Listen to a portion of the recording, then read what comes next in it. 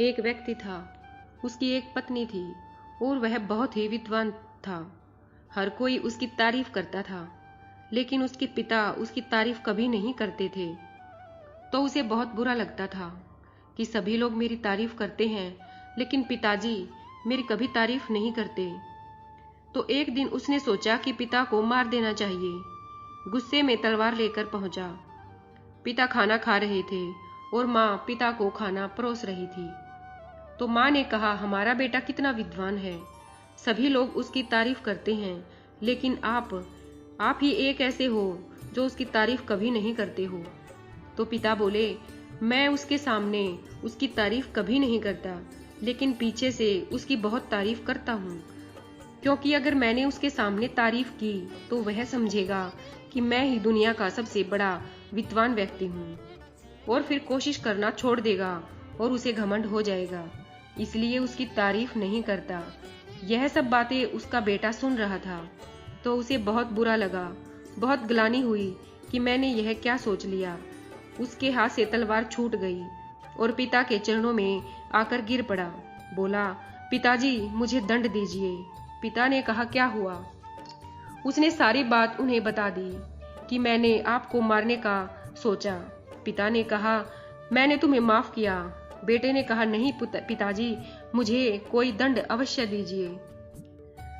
पिता ने कहा, ठीक है, अगर तुम हट कर रहे हो तो तुम बताओ, तुम्हारा सबसे अधिक सम्मान कहाँ होता है? तो लड़का बोला, मेरा तो सबसे अधिक सम्मान मेरे ससुराल में होता है। पिता ने कहा, ठीक है, तो तुम्हें 6 महीने अपने ससुराल में बिताने होंगे। लड़के ने कहा, ठीक है पिताजी, और वह अपनी पत्नी के साथ ससुराल रहने के लिए चल दिया। उसे देख पत्नी के परिवार वाले बहुत खुश होते हैं। साला बोला, जीजा जी आए हैं। जीजा जी, पहले दिन तो खूब खातिरदारी होती है, हलवा पूड़ी बनी और कई प्रकार के भोजन परोसे गए। जीजा जी तो बहुत खुश हुए। दूसरे दिन उसे सब्जी रोटी खिलाई गई।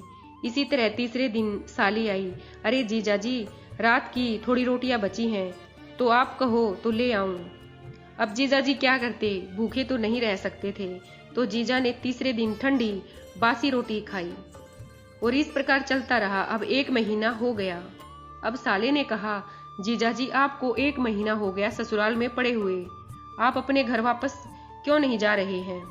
तो जीजा ने कहा, अभी तो 1 ही महीना हुआ है, 5 महीने और बाकी हैं।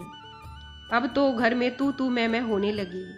उसकी पत्नी को बहुत बुरा लगता कि मेरे पति का अपमान हो रहा है।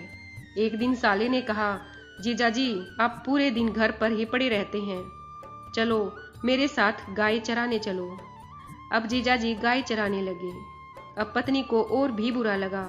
पत्नी ने पति से कहा, अरे कब से यहाँ ससुराल में पड़े हैं, चलो ना, अपने घर चलते हैं, आप तो बहुत बड़े विद्वान हो।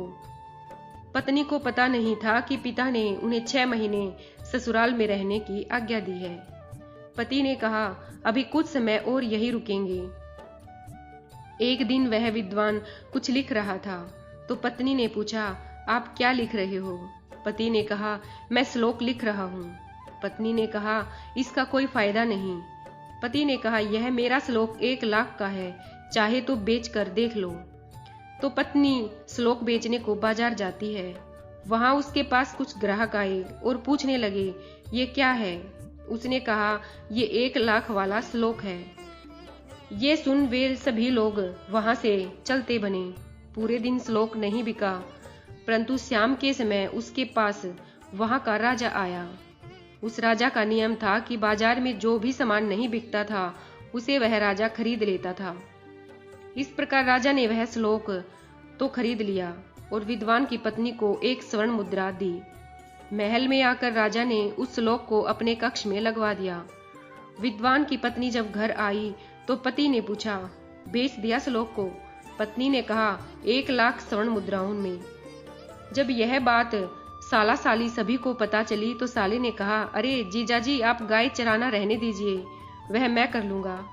अब तो विद्वान की पहले की तरह खूब खातिरदारी होने लगी।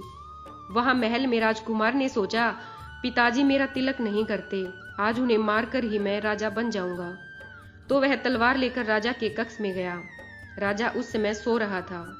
जैसे ही उसने मारने के लिए तलवार उठाई तो उसकी नजर उस श्लोक पर पड़ी जिस पर लिखा था कि अपना धैर्य, अपना साहस, पराक्रम कभी नहीं छोड़ना चाहिए और अपनी सत्यता, सरलता हमेशा बनाए रखनी चाहिए।